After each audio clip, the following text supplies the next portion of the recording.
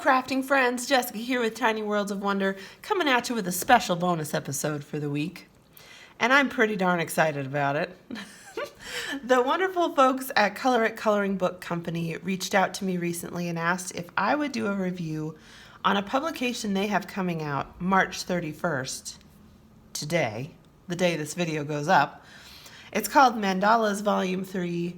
And I said, sure, as long as you're willing for me to do an honest review, I'm more than happy to do that. So that's what I'm here doing today.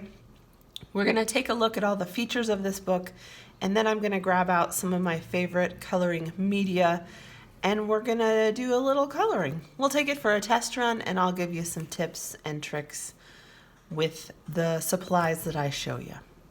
Okay, so let's jump right in here. Now this came beautifully shrink wrapped to my house, and I was instantly impressed by a couple of things. First off, the printing is bright, cheerful, and clear. The book has a very hard front and back cover, so if you're a person who likes to flip the cover back and use it as sort of a backing board and color on your lap or in the living room, this is perfect for you. It is top spiral bound, and guys, every single page in this book is perforated at the top. So if you create an amazing work of art in this book, you get to tear it out and send it to someone, or hang it on your wall, or use it for some other kind of project.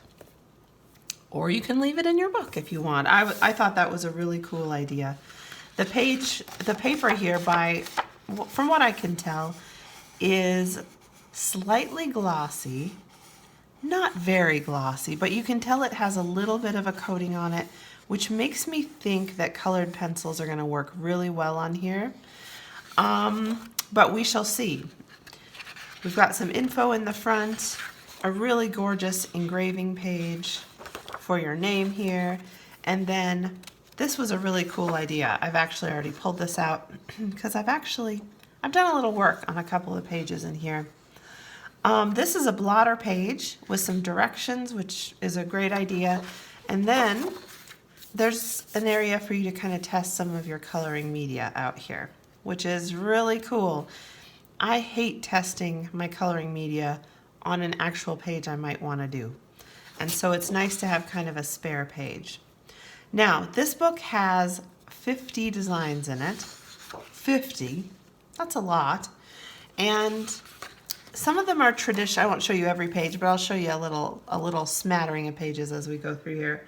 Some are traditional designs, symmetrical designs like a mandala typically is.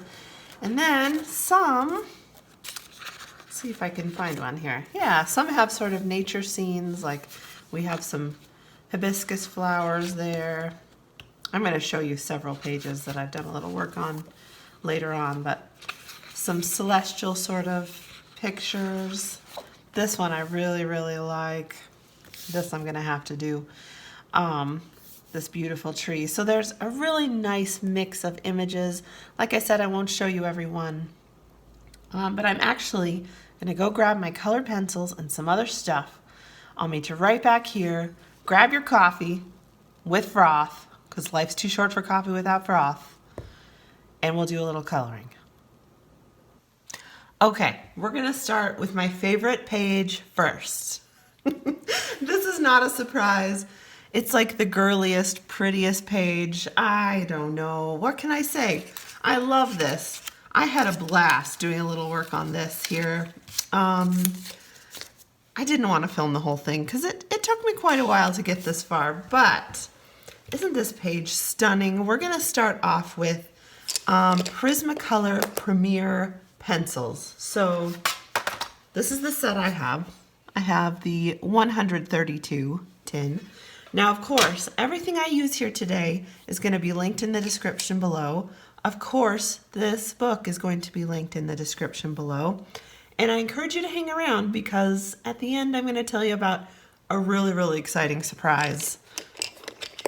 You know, it's going to be fun. So, the colors I used for this first little bit here, if you'd like to color along with me, are PC 937, that is Tuscan Red, PC930, which is magenta, PC929, which is rose, PC928, which is blush pink, and then a little bit of black noir, PC935, in the shadowed areas.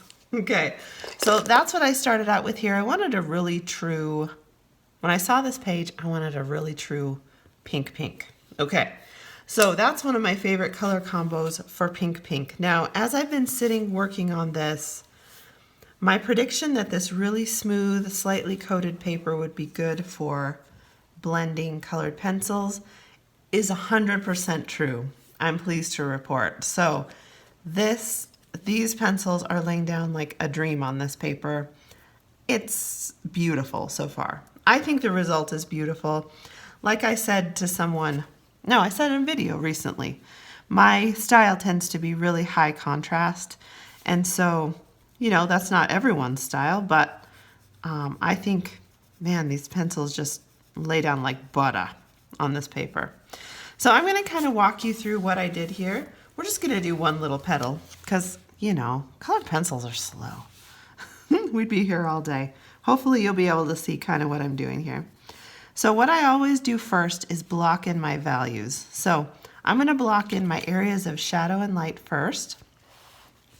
My light source for this, in my imagination, is coming from slightly above and down from the right-hand side. I don't know if I'm consistently achieving that or not, but I try. Everything that's kind of overlapped by something else, I'm going to make a little darker.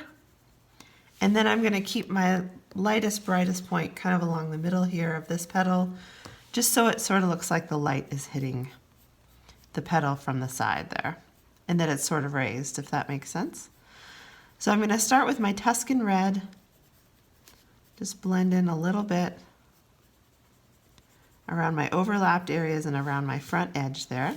Then what I always do with Prismas anyway, is go over what I've already done and then extend out just a little bit further, working in many, many light layers.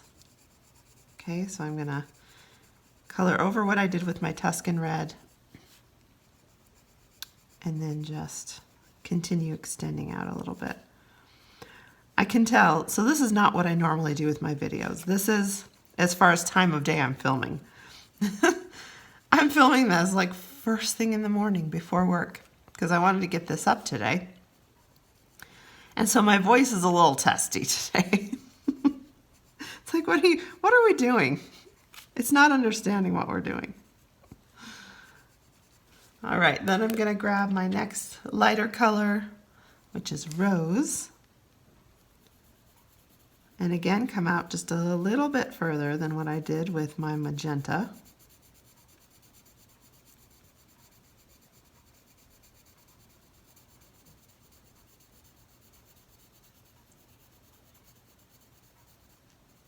Ooh, we're entering the zone of silence. That's my favorite part about coloring. The Zen silence that kind of comes over everything when I'm doing this. It's really nice. Okay, I'm going to continue blending up, and I'm actually going to try to leave a little bit of white space in the center, just a little bit. Because if you look at an object that's really illuminated, there are some areas of white in it typically, if there's a bright light source coming from somewhere. And in all my coloring pages, there's a bright light source for some reason. Okay, then once I've kind of got to that point, once I'm there, I'm going to come back into the shadows and start darkening the shadows a little bit more. So I'm going to come back in with my Tuscan red along the base here. And as I really burnish this paper or lay down the tooth on the paper, I'm actually going to make my darkest area a little smaller than it was at first. Because I do want this to be truly pink when it's all said and done.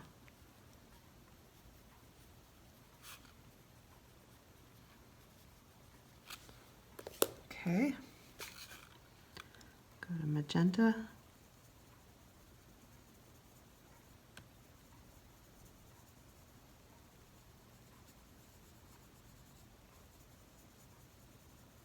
This paper is taking layering very, very well. Very well.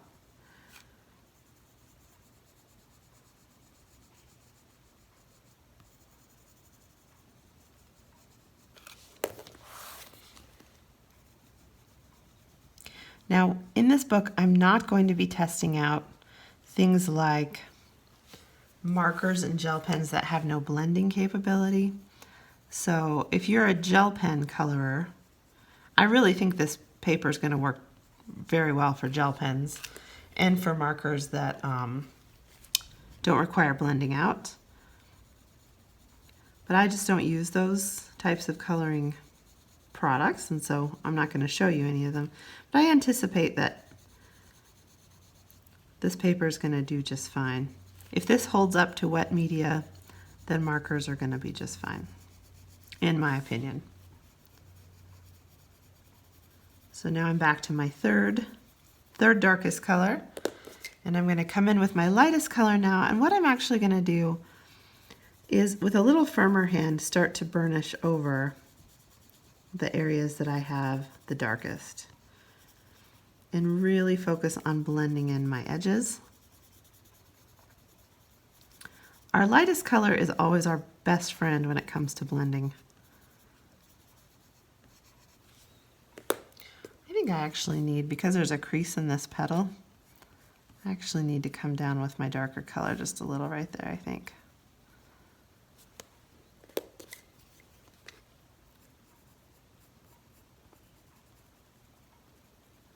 And then I'm just going to keep darkening up the edges until I feel like I have the contrast that I want. And like I said earlier, I like contrast, so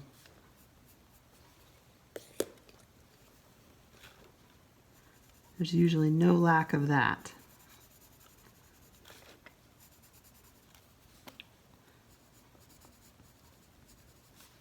Hopefully you can kind of see what I'm doing from this angle. What I really need is a GoPro, right? Right on the front of my head, then you can really see what I'm doing. You'll see every wiggle I make.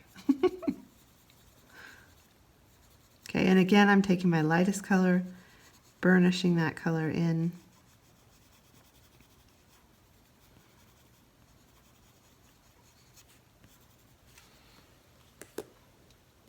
And then, usually I go back in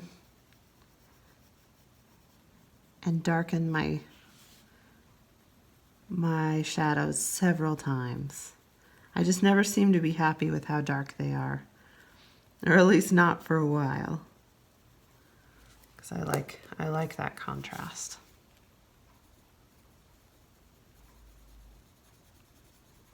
Yeah, these pencils are laying down beautifully on this paper.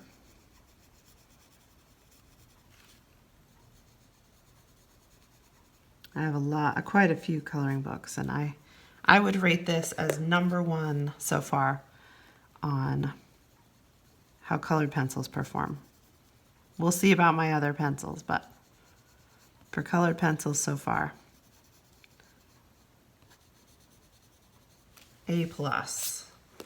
Okay, I always color outside the lines a little bit.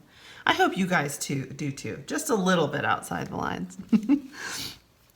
Now I'm actually going to come in with a little black, and I'm going to darken the area that's living behind the petal I'm coloring now, and I'm going to darken the base of this petal just a little bit. And use a light hand with your black. You could, of course, add more deep red or purple if you wanted more of that kind of blue shadow. That actually might be a little more realistic than what I'm doing here. But black is, if you're not afraid of it, it's a great way to add some real true shadow, or even some of the dark grays. Okay, Then I'll come back with just a tiny bit of my red, my darkest color,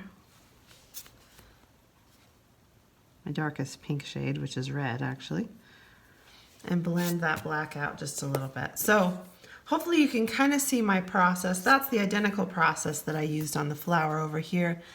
Like I said, oh my gosh, this paper is fabulous. It's just fabulous. So A+ for Prismacolor Premier.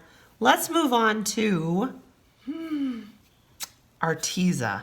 Okay.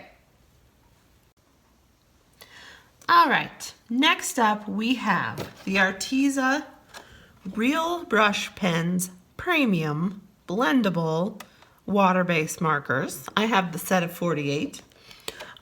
These I typically use for coloring stamped images. That's the thing I use the most for on watercolor paper. And I have to say we maybe have our first not total success on this paper. Now, I started doing a little blending with a light shade of green. These are not numbered in any fashion, and they're not identified that I can tell in any fashion. So a light shade of green, then I went more to a blue-green as I went out to the edges. Now typically with these, what you can do is color, let me grab my blotter page and I'll sort of show you. Since this works best with the lighter color on this paper, what you can typically do is color out, color a little section, grab your water brush pen, and then along the leading edge pull the color out. Now I don't know if you can see what's happening here, but because of the coating on this paper, that the color is basically just sitting on top. Okay, so it's not going through, nope, not going through, but it's also not blending very well. So that's what I have going on over here. Now I think if I just used these markers and did a solid color and just colored the entire leaf in this mandala with one marker, I would be just fine. I don't think I'd have any issues. I think the issue comes with these when I'll just do what I was doing here a minute ago. When I try to grab color from the edges here and sort of pull it out, it's just, it doesn't quite blend the way I would like it to. So does it look terrible? No, it doesn't look terrible. But it's not an ideal blend either. So what I finally ended up doing here was just grabbing some color kind of down the center of each section, blending it outward as best as I could, and then letting it dry. So that's the basic procedure with these markers when I use them, even on like a stamped image for paper crafting. Color in your darkest area, blend out to your lightest area. But like I said, because of the coating on this paper, the blending just isn't happening. So it's mostly, it's happening a little, but it's mostly just pooling up on top of that coated paper, and we're not getting too far. So, so that might be one drawback with this. Maybe I'll try adding a little color. Let's see how it does if I reactivate the paper. This page is a guinea pig completely. I keep trying to put the lid on the wrong thing there.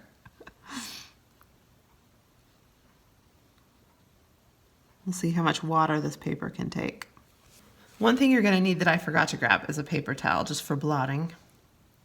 So I'm actually going to try to take some color off here. I just really want to test the paper to its limits and see how much water it can really handle. And then see what happens on the back. All right, so with that last, and my brush pen was, or my water brush was pretty wet. We finally got a little bleed through there at the end, but this paper is pretty solid as far as holding up to water, I would say. But Arteza dual brush pens, probably Tombow pens, not super blendable because of the coating on the paper. But I think if you wanted to just go in and do a marker with a single color and do some really intricate solid patterns, I think that would work just fine. So maybe no to the Arteza dual brush pens. Okay, next thing I want to try is the Faber-Castell Albrecht Durer watercolor pencils. I have the set of 36. I wish I had the set of 136. I don't know if there is a set of 136, but I love these pencils so much. Okay, if you're a fan of Inktense, but you sometimes feel like you have issues getting pastel colors with Inktense, then you really need to add the Albrecht Dürer watercolor pencils to your lineup of coloring media, because it will fill in the gaps and solve all your problems. This beautiful page, I am dying for this paper with these pencils. It worked so well on this. I'm kind of blown away by how well this actually worked. I was nervous because the Arteza weren't very blendable on this paper. I was worried about how this would go, but oh my goodness, this was like a dream. Okay, so if you want to color along with me, or if you're just coloring leaves and you want a good leaf combo, I'm using dark indigo for shadow. Then I'm using leaf green, earth green yellowish, light green, and I'm gonna try to olive out these colors just a little bit with raw umber. So I don't want them to be too emerald. So I'm gonna try adding a little brown. Okay, so what I'm gonna do here, actually, I have sort of a yin and yang thing happening. That was my vision with this page. So I wanted my cool colors at the bottom here in the sun and the warm colors at the top. And over here, I think I'm gonna sort of flip-flop. So I might do some cool colors in my leaves and then the top here and some warm colors down at the bottom. We'll see. That may evolve as we go. But I'm just gonna do a little leaf test run here so you can see how these would work. Like I said, oh my gosh, they're amazing. They blend so well on this paper. Okay, so I'm gonna start with some blue down at the base. Now, if you don't color your leaves with blue, that's okay. But if you've just never thought about coloring your leaves with blue, it really works very well for darkening some shadows on leaves. All right, so I'm working backward from darkest to lightest here. And as far as light source goes, it would have been good for me to think about that before I started, but I think I'm gonna go lightest area sort of along the center right side. Okay, so maybe I'll work in a tiny bit of darker color along the edge here too.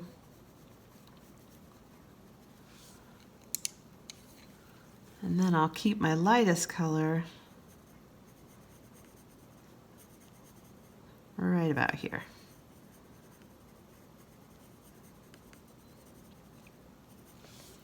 Okay, then like I said, just because I don't want these to be too emerald, I think I need to add some greens to my collection. You can never have too many greens or too many blues because there are so many different undertones to greens that you've just got to have a lot of greens. Add a little more shadow here. Now I'm going to go ahead and activate these, and the thing that is amazing from my experience with the other side of the page here is that you can just keep adding color and just keep adding and keep adding, and they stay nice and blendable. So what I'm going to do is start with my lightest area first. This is very much the way Inktense works too. And I'm going to blend outward into the darker colors. And these truly act like watercolor paints. I've never had a watercolor pencil that acts like a watercolor paint before. And these truly do. All right, I'm gonna try one more leaf. While that dries, I do want to add a little more color to that, but I'm gonna let it dry first. I'm gonna come down here.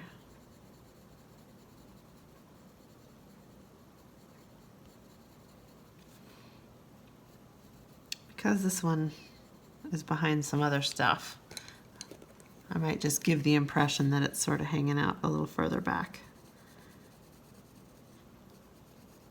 And again, I'm just working dark to light.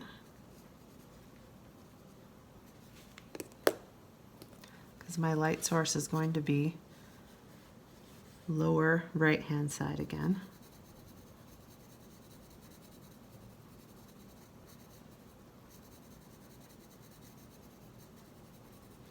I'm going to add a little more color to this one than I did the other one. Sometimes I'm a little too light-handed with these, and they are quite pastel. So I find I have to add a lot more color, probably just because I use Inktense so much, that by comparison these seem really mellow in color. Okay, remember, if it looks smooth before you blend it, it's going to look smooth after you blend it. That's one secret to these. I'm going to work my blending from light to dark. When I get a little too much color on my brush, I just come over and dab off. But oh my gosh, look at that. It's just like, you don't even have to try to make these blend on this paper. It's really fantastic. And the other thing I love is that you can come back in just with your water brush. If you don't feel like you've gotten this color dark enough, like I definitely don't think I have this leaf dark enough, I can come back in here. Now if I did a bloop like that with Inktense, I'd be in deep trouble. But with these, I can literally just keep blending them out and keep going, and it's just a beautiful result every time. So if you love blendable media for coloring and you have not tried the Albrecht Durer watercolor pencils, what are you doing? Get on over to the link. You're gonna love them. You're gonna love them. All right, so last thing I have to show you is my favorite all-time coloring media, the Inktense pencils. So hold tight, let me grab those out and I'll show you what I've got there. All right, on to my very favorite coloring media of all time. It is the Derwent Inktense pencils. I have the set of 36 plus, a whole bunch that I've just bought at the arts and crafts store over time, because you can never have too many blues and you can never have too many greens, in my experience. So I've been working on this amazing page with an ocean wave and a pearl at the bottom and a shell. It's just so cool. I really like this page. All of you completists out there are going to be bothered by the fact that I'm not finishing any of these on camera, but I will. Follow me on Instagram. You'll see the completed versions at some point of all of these. I'm just Tiny World of Wonder over there as well. Okay, so here's the procedure that I've been using for the Inktense, and this is a very similar procedure to my last Inktense video, but since it's been a while, I'll sort of show you. I'll show you my process. So you're going to need, again, your water brush, a paper towel for blotting, and then I'm using some shades of blue here for Deep Indigo, Sea Blue, Iris Blue, which is the lightest of the blues, and Teal Green. Okay, so I'm going to color kind of this splash up at the top here. I think I'll do all the waves pretty similarly, but we shall see. So I'm going to treat this whole area as sort of one big block of color, but when I start to activate the color and get it wet, you'll see I change just a little bit in how I approach that. So I'm going to pretend we're kind of down in shadow here just a little bit, just for the sake of contrast. Let's see here.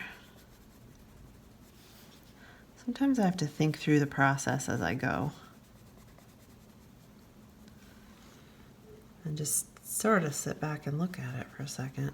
Sometimes your eye will just tell you what to do if you just give yourself a minute to process.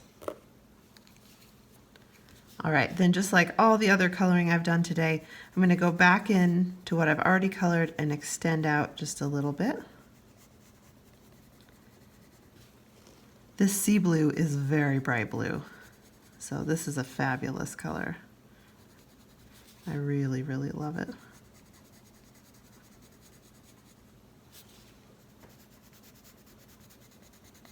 If you're just getting started with a particular kind of pencil and you haven't used it much before, the best thing you can do is swatch out your colors grab a piece of watercolor paper in this case. I would say with wet media sort of pencils, grab a piece of watercolor paper that takes water well.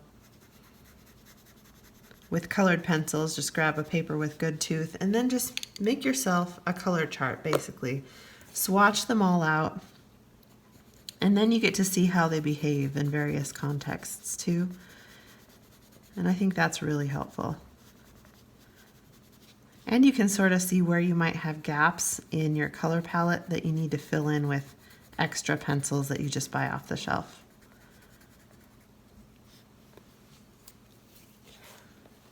Okay, let's see.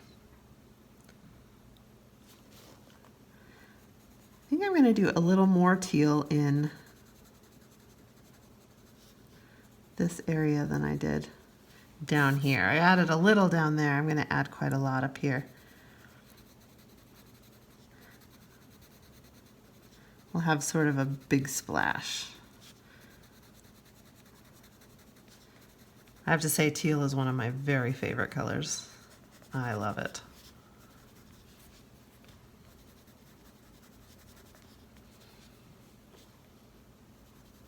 And I think with water, teal creates a lot of motion. I go back with the iris blue. My eye wasn't sure how far I wanted to bring that blue up, and I think I'm going to bring it just about all the way up here because I'm going to leave a lot of white at the top.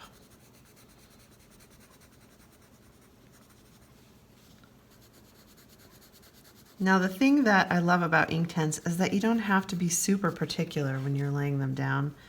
At first, I always say the more blended it looks on the page, the more blended it looks when you activate it with water. But Inktense, I think, is the most forgiving of all the water activated media that I use. All right, so what I'm gonna do here is switch gears. I colored that as sort of one whole section. I'm gonna activate this in individual small sections. So Inktense typically works best in small sections. When I was trying to blend this very large area down here, I was reminded of that quite a bit. So I'm gonna start with my lightest shade and blend down to the darkest shade.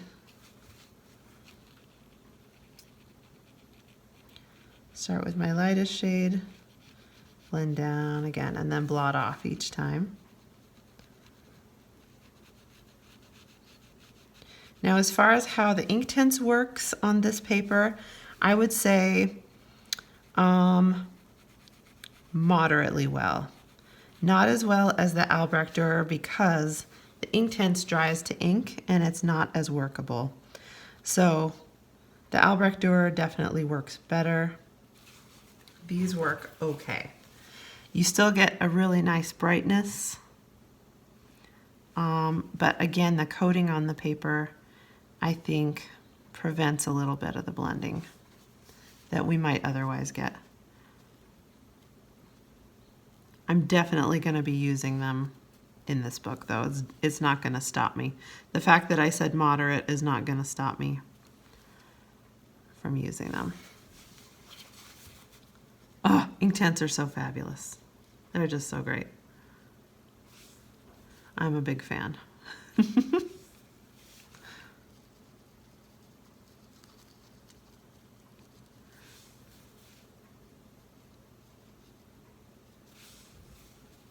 So again, activating from lightest to darkest. That way I don't pull any of my dark color up to the top where I want it to stay nice and light.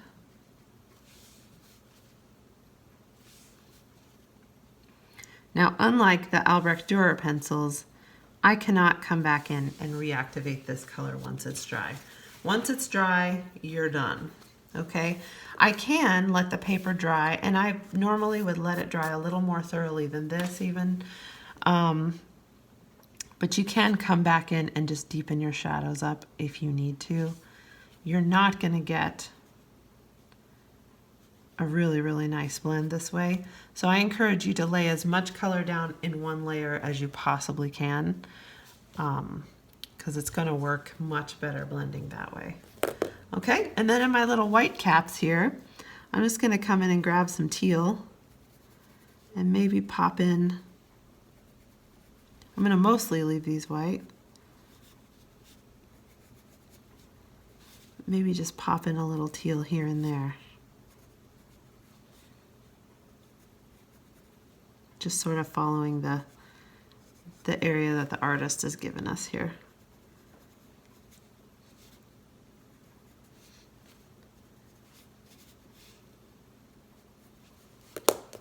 Okay. Then I'll just grab a little color. And this I'm gonna, if I can, start in the white, blend over to the blue, dab off, start in the white, grab some color. Then if you want to move it around a little, you certainly can. But if you start with color and go crazy, then you're going to end up with a lot of color where you don't want it.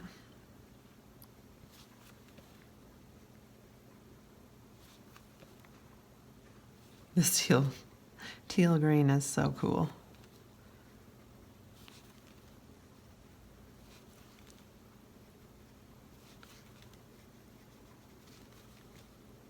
I was thinking too that grabbing some white Posca pen in a couple places on this page might be really, really awesome.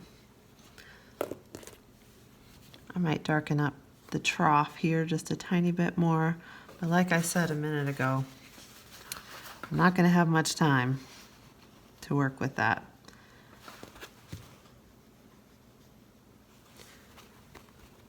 All right, so that's the basic procedure for Inktense. Like I said, I think this paper does moderately well with Inktense, much better with the Albrecht Durer pencils and the Prismacolor pencils.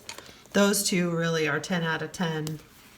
The Inktense is probably 7 out of 10, and the Arteza, I would say like 3 or 4 out of 10. So if that helps you in making a decision on what to use in this book, that's great. I hope you really enjoyed seeing some of the pages in this gorgeous book, Mandalas, Volume 3 from Colorit. Like I said, I'll put a link in the description below where you can find this book. Quality-wise, and this is my honest opinion, I never tell you anything that I don't truly believe on this channel.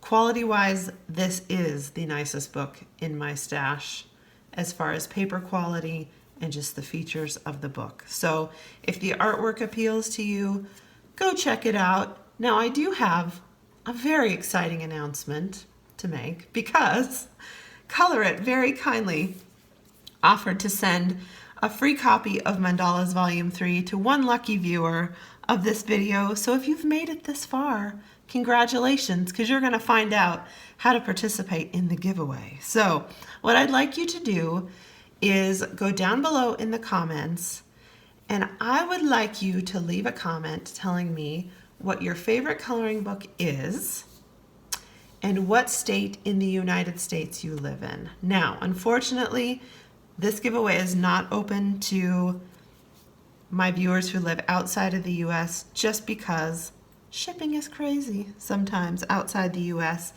and Colorit is taking on the cost of this giveaway 100%. So thank you very much to Colorit. If you would like to win your own copy, like I said, leave a comment with your state of residence in the US and your favorite coloring book.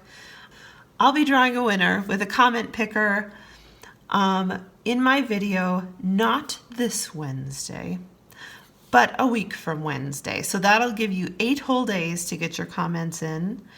And then I'll announce the winner there and pass that winner on to Colorit. All right, thanks so much for watching today. I hope you really enjoyed seeing this fantastic product and coloring along with me a little bit. Stay safe, stay healthy, have a wonderful week. Spread some joy wherever you are and however you can, and try to keep a smile on your face. I'll catch you next time. Bye.